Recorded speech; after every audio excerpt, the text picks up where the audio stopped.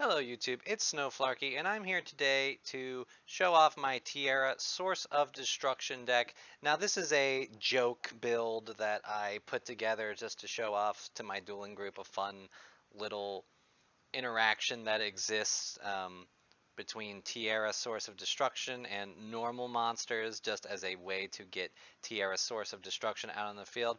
Tierra Source of Destruction is an incredibly powerful boss monster with a near impossible to meet summoning condition that basically makes it completely unplayable. But in this joke build, it's very inconsistent, and you certainly can't survive any deck that can OTK you. But in a really low power casual environment, you may be able to pull off this wacky combo.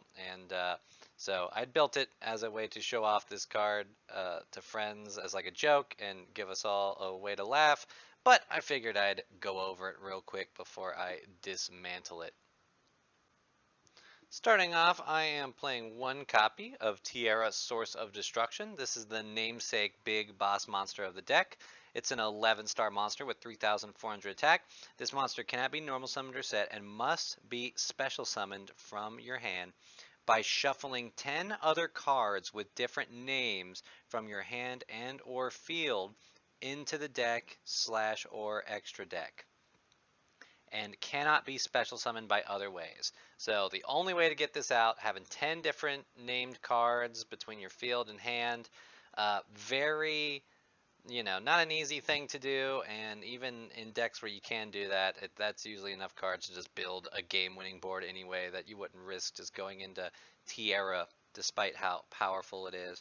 But anyway, when this card is special summoned, uh, the special summon cannot be negated, and then when it's special summoned, you shuffle all cards into the deck except this card from each player's hand, field, graveyard, and face-up pendulum monsters from their extra deck.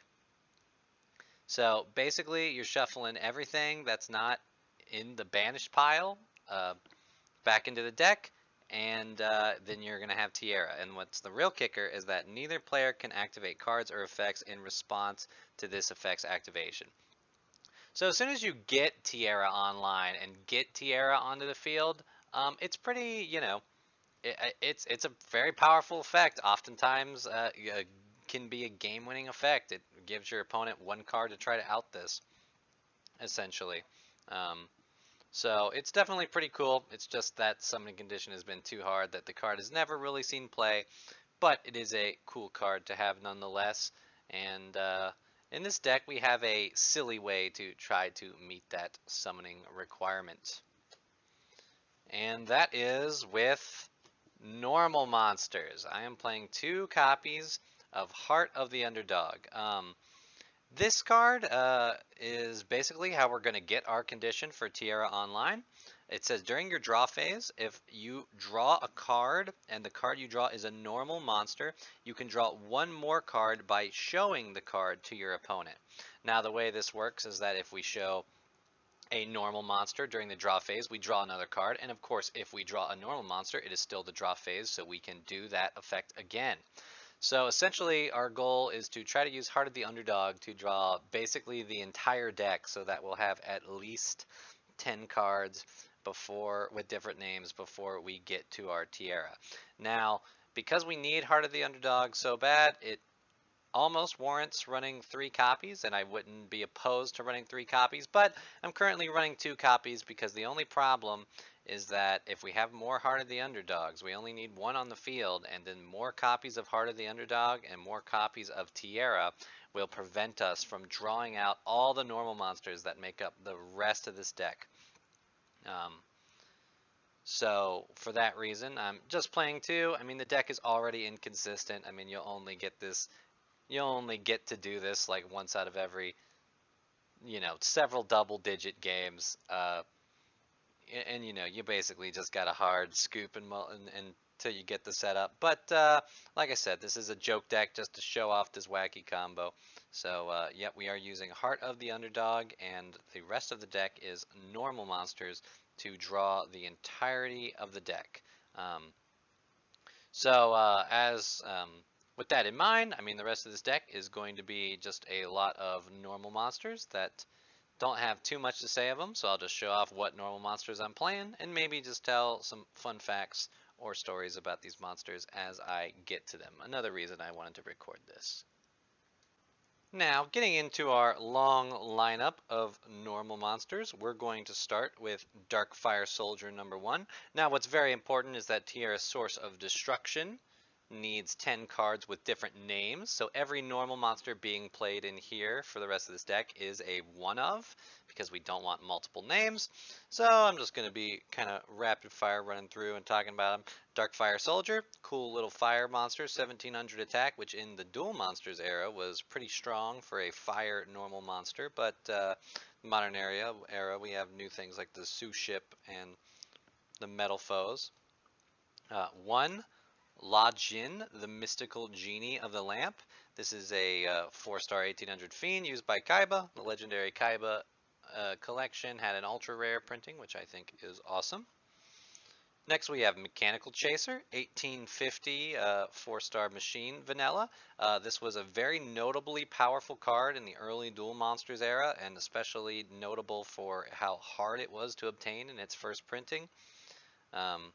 And then, Mechanical Chaser has a special place in history. With that, next up, a copy of Kojaki, 1500 attack normal monster. I always thought this card was funny. Just this, guy, this ripped guy wielding this 6 sword.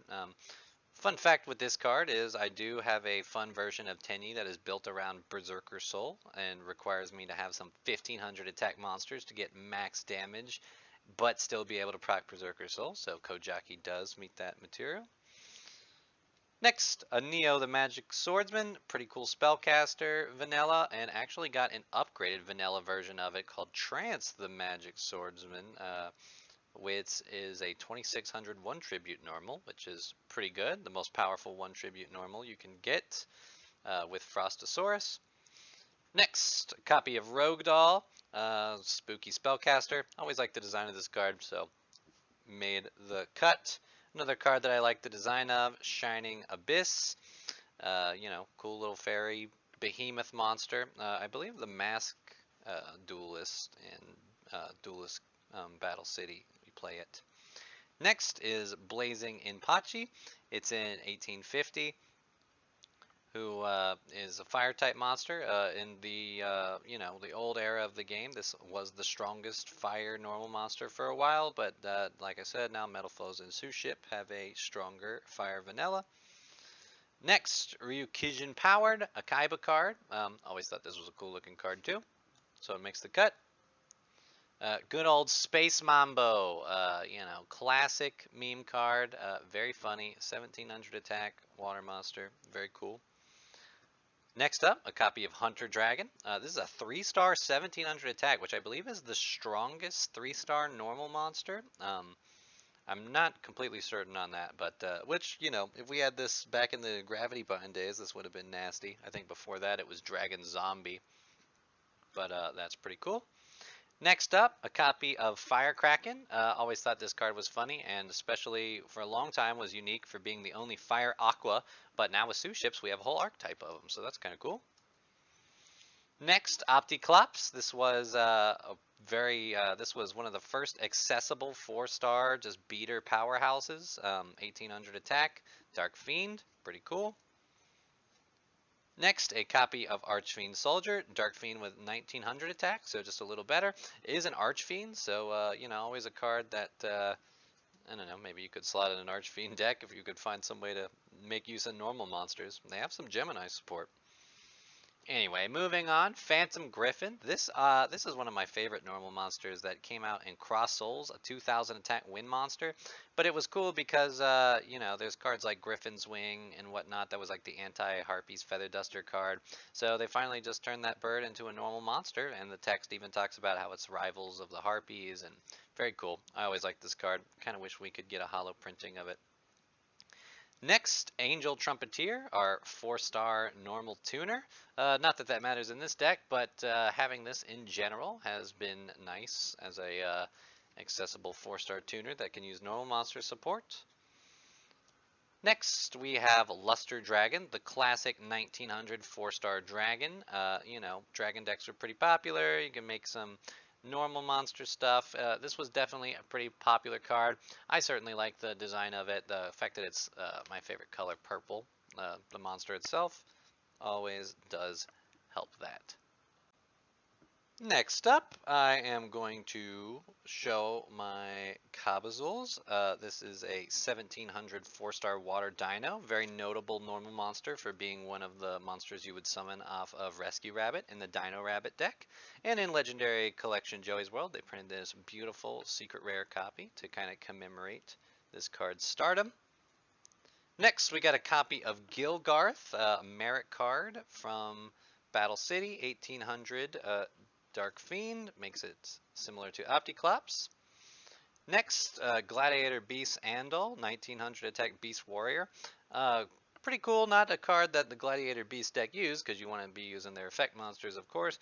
But I always enjoyed this era of like archetypes getting like a vanilla monster to go with it, even though it doesn't really play with the archetype. But I always thought that was cool and would be cool potential to make like normal monster versions, but haven't really gone in on that. Next, classic Jerry Beansman. You got to play a normal monster deck with Jerry Beansman. Oh, I was just talking about Hunter Dragon being a 3-star, but Jerry Beansman is a 3-star 1750, so I guess that's why Jerry Beansman is the superior card. Next, have a copy of 7 Colored Fish, 1800 attack fish monster, also one of the earlier, more accessible 1800 vanilla beaters, which would be pretty important for your Duel Monsters era playground Yu-Gi-Oh! Next is a copy of Whiptail Crow, 1650 Fiend Normal. I think this card is in Speed Duels, which is kind of cool, and always thought it was kind of a cool looking card. Next are Giant Red Sea Snake, another beautiful Legendary Collection Kaiba card. Very cool. You know, 1800 attack water monster. I think I play this in versions of my Phantasm Spiral deck where I want to go all in on There Can Only Be One, because I don't want any of my normal monsters that I'm summoning to be the same type, so I can summon multiple. So that's pretty cool use. Island Turtle, always been a big fan of this card artwork. It's got a 2000 defense, which was pretty important in Playground Yu-Gi-Oh! And you know, I always thought the concept of it was cool. And one of the earliest cards in Yu-Gi-Oh! I ever had. When I got into the game, I was given my first Yu-Gi-Oh cards by a friend who just gave me like 20 random bulk kind of crap cards they had, and Island Turtle was one of them, and I was a big fan. Next, we got Ninkendog, 4-star 1800 attack Beast Warrior. Pretty funny. I enjoy it. Next, good old Urabi, 4-star 1500 Dino. Another card that lets me play Berserker Soul in my wacky Berserker Soul Tenyi deck that I'll show off sometime. Pretty cool. Next is Master Kyonshi 1750 Earth Zombie. For the longest time, this was the strongest normal zombie monster before we got Zombino, but now Zombino gives us a 2000 attack target, which is pretty cool. Next are Holographic Gene Warped Warwolf. 2000 attack, 4-star vanilla monster. I believe this was the first one because this came out before Alexandrite Dragon. And super, you know, cool card. 2000 attack on a 4-star normal was a pretty big deal. And, you know, we still have not gone past 2000 attack on 4-star normal monsters. So, you know, pretty landmark event to happen for him. Next, we got a copy of Vorse Raider, 1900 attack Beast Warrior, classic Kaiba card, very cool. This is the limited edition promo from the collector's tin, 4-star 1900 attack, and it was definitely nice to have that when it came out for your playground Yu-Gi-Oh! Next, got a copy of Battle Ox, 1700 4-star Beast Warrior, another classic Kaiba card, pretty cool. Next, good old copy of Harpy's Brother, or as it is known today as Sky Scout, because the name on this card was actually eroded because they didn't want it to work with the Harpy archetype. It would be cool if they had kept its name. Well, The reason they had to switch his name is because the Japanese version I don't think translate to Harpy's brother, so it was just a TCG change that made it. But it would be cool if this was a Harpy card so that you could use it with Harpy, support. Instead of having to summon Harpy's Lady with Unexpected Die, you could pull out Harpy's brother with Unexpected Die, give you a combo piece. Now it's not Harpy Lady, so it doesn't work with Elegant Egotist, so maybe that wouldn't be as good, but still cool. Next is Neobug, 1800 attack insect. Card had some notable use for a while in the release version of the Giant Ballpark deck, because other than Insect Knight, it was the next highest 4-star insect. And, you really needed more than just a playset of Insect Knight, so you would also play Neobug, but then this card got outshined as soon as we got Shiny Black Sea Squatter. Next, Dunamis Dark Witch. This was a my card, pretty cool, 1800 attack fairy. This is a legendary collection Joey's World card, so these pretty hollow 4-star normal monsters that I have. Of course, they have to be shown off in a deck like this, and that includes this nice Joey's World Secret Rare Sabersaurus, 1900 attack Dino, like Kabazul's was used in the Dino Rabbit deck, and is a bit stronger, so that makes it cool. Very happy to have a playset of that. Next, Zhur, the Knight of Dark World, 1800 attack Fiend. Again, another cool card, just for being a normal monster for an archetype. I always like that. Doesn't give it much use in the archetype, but it's just cool to have.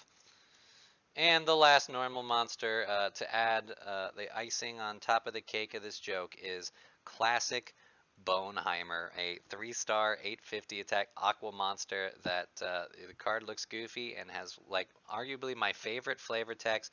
This monster wanders the sea, sucking dry any creatures it may encounter. Well, I mean, what can we say? It sucks dry the creatures it encounters. All right, Boneheimer, you keep knocking it out of the park. So that is it for this joke Tierra Source of Destruction deck. So, just a funny, goofy thing I wanted to show off to my duel group. The fact that if they allow me to have Heart of the Underdog for a turn and, draw through all these singleton normal monsters, then they can get hit with a Tierra Source of Destruction. Now, of course, even when you get Heart of the Underdog, if it gets destroyed, you can't do anything. And if you hit another Heart of the Underdog or Tierra before you draw 10 of these different normal monsters, you're in for a rough time. And so, very inconsistent. But as soon as you get to show it off once or twice, they get the point across. Everyone laughs. And then, you put this deck away and go duel and get a real deck. So, just a gag thing I felt like I might as well show off before I unsleeve it here for a better deck. I guess I'll take this second reel here to explain. I didn't touch on this when I went over Heart of the Underdog, but if you actually have multiple Heart of the Underdog on the field, you can actually activate both Heart of the Underdog. So if I draw this with both these Heart of the Underdogs, I can activate both of these and draw 2 more cards. And what's important here is you can actually keep that chain continuing as long as the second card you draw off of Heart of the Underdog is a normal monster. If the first one you draw is a normal monster and the second one is something else, then you couldn't do it. But if the second one that you draw off of Heart of the Underdog was a normal monster, then you could do more, and you could do that even if you had 3 Heart of the Underdog. So just a little knowledge about Heart of the Underdog. Pretty cool card. Certainly, normal monsters have gotten a lot more support that you don't got to play Heart of the Underdog, and it's too slow anyway today, but was a pretty big card starting up. Alright, and with that, I wrapping up this deck profile. Hope you enjoyed. Get a chuckle out of, seeing Tierra in a goofy way, and I'll catch y'all in the next one.